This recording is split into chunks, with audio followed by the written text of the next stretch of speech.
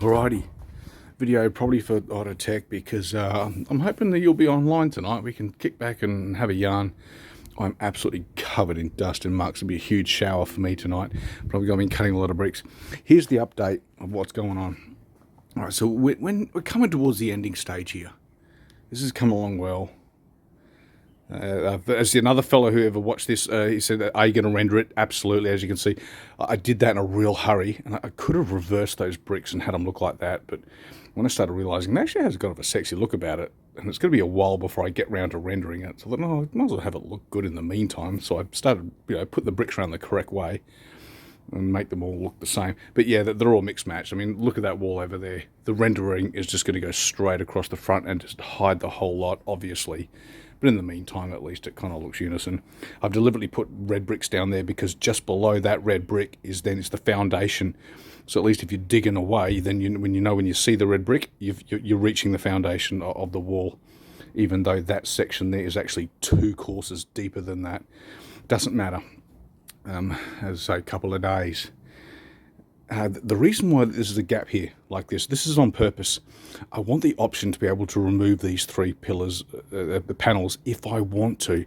I got a funny feeling that I won't need to remove the bottom 2 because the second retaining wall is going to come around the front there for the first pond, and they can just stay there. It doesn't matter. But the top one, I may want to take this out because the first waterfall is going to be basically in front of that. But I'll have the what do you call it, your bog filtration system will be up there where those pipes are, and the first waterfall goes there into the first pond.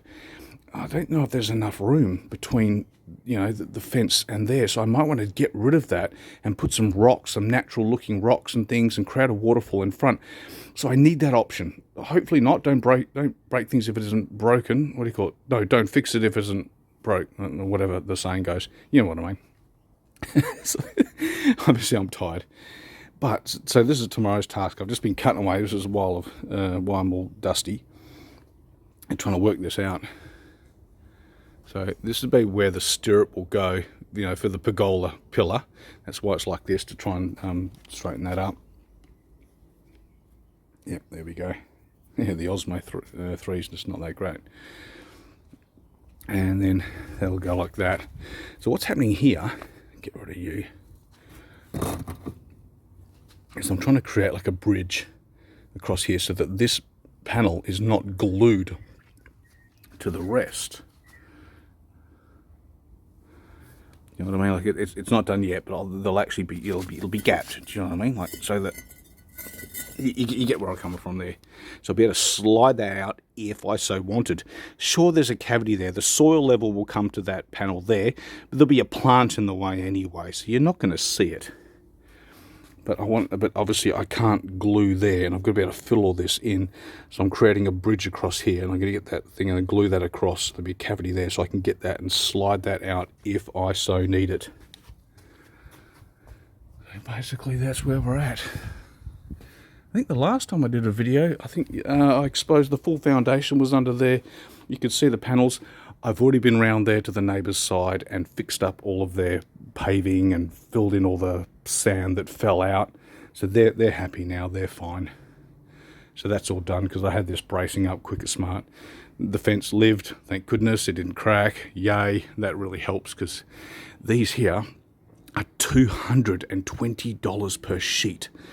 And that price I got probably about 5 years ago, so they're probably dearer than that now. So you're looking like $1,000 of sheeting right there in front of you.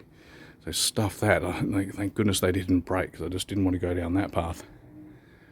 But any hoots, that's where we're at. So you're starting to get the idea of how this is coming about. Once we get that wall slotted in, it'll go in there nicely and slot into that groove, and then create a nice square pillar there up to the top. So this pergola up here will eventually go straight all the way across to the end, is kind of the idea there. And then ponding that will be fun, but that won't happen for a little while. But I've been researching how to do this in order to allow for plumbing and piping and that sort of thing to get into this, which is why I've allowed this to be able to be removed, because I thought it might happen. I think I might need to take that panel out and slide that out to do this. Don't know. See how it goes.